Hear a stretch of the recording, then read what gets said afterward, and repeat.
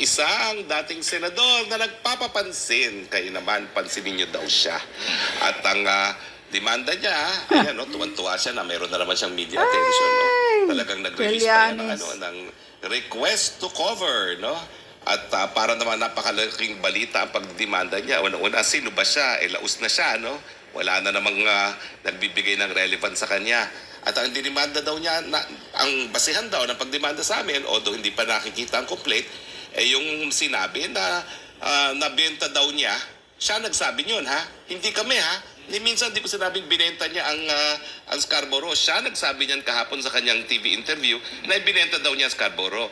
Well, Mr. Triniling, alam mo naman, wala kaming ganyang sinasabi. Ikaw ang nagsabi niyan. Tapos magagalit ka kapag inulit. Pero kita mo siya, talagang wow, feel na feel niya, nabalik na naman siya sa limelight at the expense of SMNI and its anchors and its reporters. No? Pero haharapin po natin yan. Dahil hindi po kami ang nagsabi na meron siyang kinalaman sa pagkawala sa atin ng Scarborough Shoal. Yan po ay naging diskusyon sa Senado nung siya'y Senado pa. Si Juan Ponce Enrile bilang Senate President po ang nagbukas ng ganyang usapin. Ang akala niya, nakalimot na tayo. Pero at the time of internet, na lahat yan ay nasa internet, napakadaling ma-retrieve po yan. At yan ay nasa journal din ng Senado. So bring it on! At tignan po natin kung ano mangyayari sa demanda nyo. At huwag niyong isipin na hindi kami magko-kontra-demanda, ha? Yung perwisyong ginawa niyo sa pagdedemanda na walang saysay, na alam niyo naman na naging usapin din yan sa Senado. That is a matter of public concern and public information.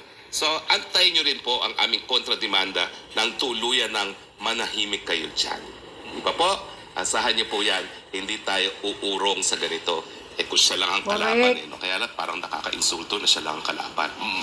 Tony, ngayon na may isinampa siyang kaso, cyber libel case at libel case nga, ibig sabihin ba nito, bawal ka nang magsalita? Of course not.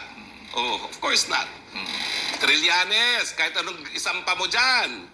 Bakit nawala ang Scarborough Shoal samantalang ikaw ang naging negosyador?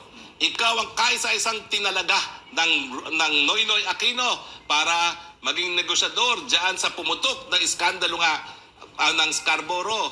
Bakit nawala matapos ikaw ang naging negosyador? Nagkaroon tayo ng ambassador doon. Hindi natin ginamit yung ambassador doon, yung ambassador Brady. Talagang pinakailaman ni Trillanes. Anong resulta? Nawala ang Scarborough Shoal. Hindi mo yan maibabago. Kaya wag mo nang ulitin, wag mo nang i-rewrite ang ating kasaysayan. Dahil nung ikaw ay tinalagang negosyador, talagang nawala sa atin ang Scarborough Shoal, harinawa, wala nang mag-appoint sa'yo na negotiator para sa kahit anong bagay.